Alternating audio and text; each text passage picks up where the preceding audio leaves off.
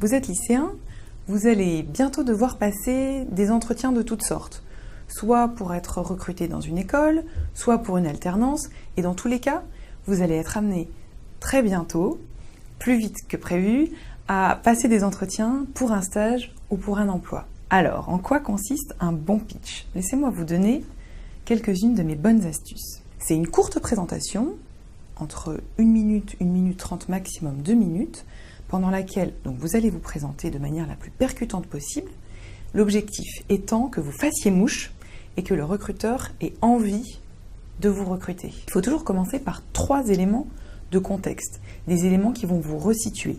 C'est par exemple d'où vous êtes originaire, quelle est votre position dans votre famille, est-ce que vous avez une nationalité particulière. Voilà pour les éléments de contexte. Ou par exemple, de quel lycée vous êtes issu. Ça, ce sont des éléments de contexte. On commence toujours par ça. Ça permet de rassurer la personne qui est en face de vous et de planter le décor. Après avoir posé ces éléments de contexte, c'est rapide, il faut que là, vous puissiez vous différencier. Donc, il faut apporter dans un deuxième temps des éléments de différenciation. Se différencier, c'est se démarquer. Comment on se démarque? C'est aussi simple que ça, il faut parler de soi. Moi, je vous recommande de présenter 3 éléments, donc 3 expériences significatives qui vont dire quelque chose de vous et pas de quelqu'un d'autre, vraiment de vous.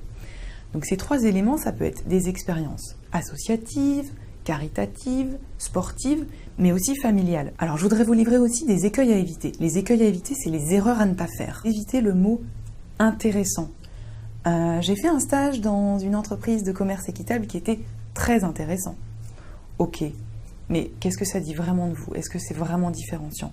Moi, je vous recommande d'utiliser des mots qui font mouche comme « je me suis régalée, j'ai trouvé ça passionnant » ou « j'ai été émerveillée par cette découverte ». Ça va susciter vraiment la curiosité et l'envie du recruteur. Donc, allez chercher des mots de vocabulaire un peu différenciants et oubliez le mot « intéressant ». C'est mon conseil. Pour conclure, je vais vous donner un exemple concret. Mettons-nous en situation.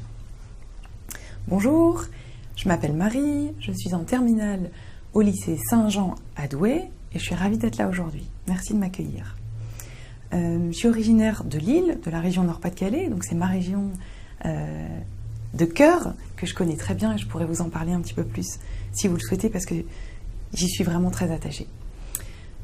Voilà pour les éléments de contexte. J'aimerais vous parler de 3 choses significatives me concernant. La première chose, c'est que j'ai fait beaucoup de babysitting ces 5 dernières années, donc je suis quelqu'un de très responsable et de très assidu, et en plus patiente. La deuxième chose, c'est que je fais partie d'un club de lecture que j'ai moi-même monté parce que je suis une grande fan de littérature. Dernière expérience significative, j'ai monté avec mon école, dans le cadre d'une association caritative, tout un événement pour récolter de l'argent au profit des sans-abri. Et c'est d'ailleurs de cette expérience dont je peux vous parler pour commencer si vous le souhaitez. Voilà, mon pitch est terminé. Ça a duré certainement moins d'1 minute. Et le recruteur a des billes. Il va pouvoir saisir la perche de la lecture ou alors la perche de la région du Nord-Pas-de-Calais. Il a quelque chose sous la main de concret et de synthétique. L'entretien peut se dérouler maintenant en toute sérénité.